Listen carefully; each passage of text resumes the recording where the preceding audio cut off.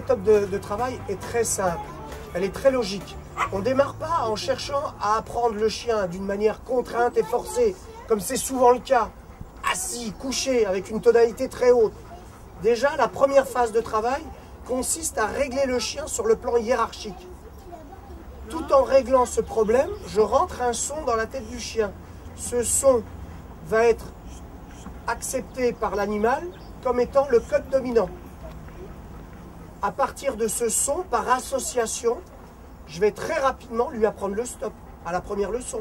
La négation, non, sans que le chien fasse une erreur. Je n'ai pas besoin, avec ma méthode, d'attendre que le chien fasse une faute pour lui apprendre le non.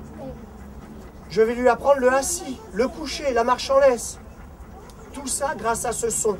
Et le tout sans cri et naturellement, sans coup, sans violence verbale, sans violence physique.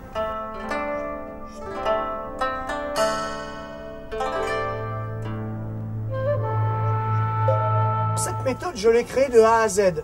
Je ne me suis pas inspiré d'une méthode quelconque, du fait que je n'ai jamais côtoyé de professionnel.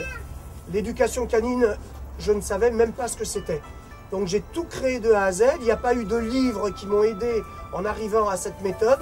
Elle a été une démarche qui s'est faite sur un laps de temps et qui est due à l'observation. J'ai beaucoup observé les chiens, leur manière de se comporter entre eux. Déjà, le problème hiérarchique, il est primordial. Donc après, on peut passer à une étape d'apprentissage. Première phase, problème hiérarchique.